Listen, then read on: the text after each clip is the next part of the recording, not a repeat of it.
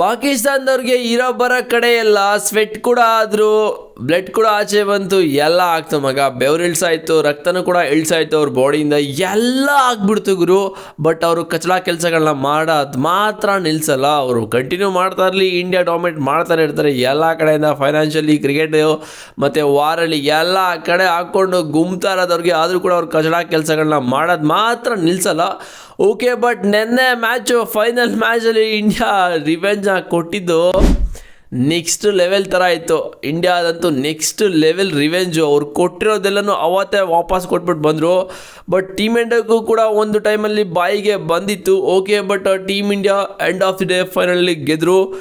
ಒಳ್ಳೆ ರಿವೆಂಜ್ ಮಗ. ಬಟ್ ಅದನ್ನು ಮಕ್ಕಳು ಎಷ್ಟು ದುರಾಂಕಾರ ನೋಡಿ, ರನ್ನರ್ ಅಪ್ ಆಗಿದ್ದಾರೆ, ಅವ್ರಿಗೆ ಚೆಕ್ ಕೊಟ್ಟಿದ್ದಾರೆ. ಅದನ್ನು ಕ್ಯಾಪ್ಟನ್ ಆಚೆ ಬಿಸಾಕ್ಬಿಟ್ಟು ಹೊಂಟೋಗ್ಬಿಡ್ತಾನೆ ಗುರು. ಎಂಥ ನನ್ನ ಮಗ ಇರಬೇಕು ಅವನು. ಸೊ ಟೀಮ್ ಇಂಡಿಯಾ ಅವ್ರ ಕಡೆಯಿಂದ ಟ್ರೋಫಿನ ರಿಸೀವ್ ಮಾಡ್ಕೊಳ್ಳೋದನ್ನ ಅವಾಯ್ಡ್ ಮಾಡ್ತಾರೆ, ವಿತೌಟ್ ಟ್ರೋಫಿ ಸೆಲೆಬ್ರೇಟ್ ಮಾಡ್ತಾರೆ. ಸಾಕಾತ್ ಗುರು, ರೆಸ್ಪೆಕ್ಟ್ ಇದು. ಈ ಥರ ರೆಸ್ಪೆಕ್ಟ್ನ ಉಳಿಸ್ಕೋಬೇಕು. ಅವಾಯ್ಡ್ ಮಾಡ್ತಿರೋ, ಇಗ್ನೋರ್ ಮಾಡ್ತಿರೋ, ಏನಾದರೂ ಮಾಡ್ಕೊಳ್ಳಿ. ಟೀಮ್ ಇಂಡಿಯಾದೆಲ್ಲ ಮಾಡಲೇಬೇಕಾಗಿತ್ತು, ಮಾಡಿದ್ರು. ಸೊ ನಿನ್ನೆ ಮ್ಯಾಚಲ್ಲಿ ಟೀಮ್ ಇಂಡಿಯಾ ಗೆದ್ದುಬಿಟ್ಟು ಏಷ್ಯಾದಲ್ಲಿ ಒಂದು ರೆಕಾರ್ಡ್ನ ಕ್ರಿಯೇಟ್ ಮಾಡಿದ್ದಾರೆ. ಟೀಮ್ ಇಂಡಿಯಾ ಇಲ್ಲಿವರೆಗೂ ಏಷ್ಯಾ ಕಪ್ಪಲ್ಲಿ 9 ಸಲ ಟೈಟಲ್ನ ವಿನ್ ಆಗಿದ್ದಾರೆ. ಸೊ ಬೇರೆ ಟೀಮ್ಗಳಿದ್ದಾರೆ 7. ಟೋಟಲಾಗಿ ಏಷ್ಯಾದಲ್ಲಿ 8 ಟೀಮ್ಗಳಿದೆ. 8ರಲ್ಲಿ ಇಂಡಿಯಾ ಬಿಟ್ಟರೆ ಇನ್ನು ಬೇರೆ ಎಲ್ಲ ಕಂಟ್ರಿಗಳು ಗೆದ್ದಿರೋದು 8 ಸಲ. ನಮ್ಮ ಟೀಮ್ ಇಂಡಿಯಾ ಗೆದ್ದಿರೋದು 9 ಸಲ.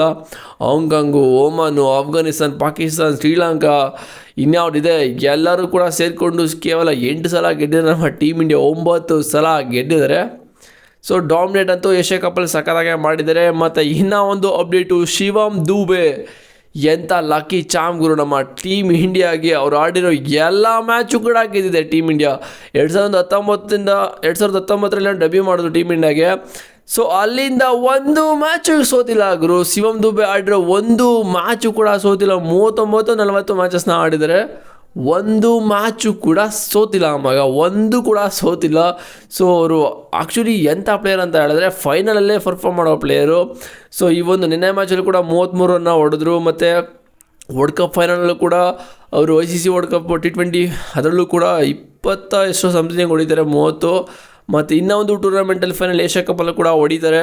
ಸೊ ಬಿಗ್ ಮ್ಯಾಚ್ ಪ್ಲೇಯರ್ ಮಗ ಶಿವಮ್ ದುಬೆ ಅಂತೂ. So lucky Chamu. ಸೊ ಇದೇ ಥರ ಇರಲಿ ಟೀಮ್ ಇಂಡಿಯಾಗೆ.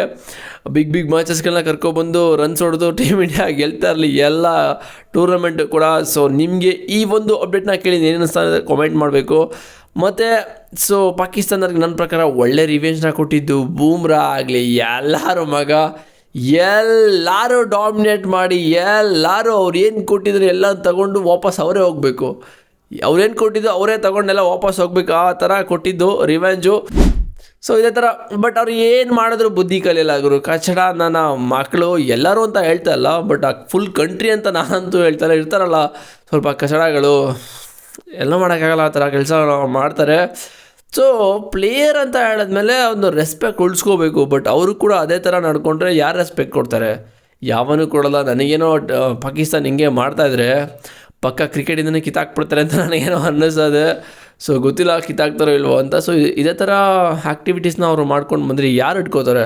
ಸೊ ತೆಗೆದು ಎಸಿಬೋದು, ಗೊತ್ತಿಲ್ಲ. ನಿಮಗೆ ಅನ್ಸುತ್ತೆ ಅಂತ ಕಾಮೆಂಟ್ ಮಾಡಿ. ನನಗೆ ಸಬ್ಸ್ಕ್ರೈಬ್ ಮಾಡಿಲ್ಲ ಅಂದರೆ ಮಾಡ್ಕೊಳ್ಳಿ. ಈಗ ಡಿಸ್ಕ್ರಿಪ್ಷನಲ್ಲಿ ಟೆಲಿಗ್ರಾಮ್ ಲಿಂಕ್ ಇದೆ ಮಗ, ಹೋಗಿ ಜೋನ್. ನಿಮಗೆ ಮೋರ್ ಅಪ್ಡೇಟ್ ಸಿಗ್ತಾ ಇರುತ್ತೆ. ನಿಮ್ಗೇನು ಅನ್ನಿಸ್ತು ಅಂತ ಇವಾಗ ಆನೆಸ್ಟಾಗಿ ಕಾಮೆಂಟ್ ಮಾಡಿ. ಸಿಗ್ತೀನಿ ನೆಕ್ಸ್ಟ್ ವೀಡಿಯೋದಲ್ಲಿ. See you boys.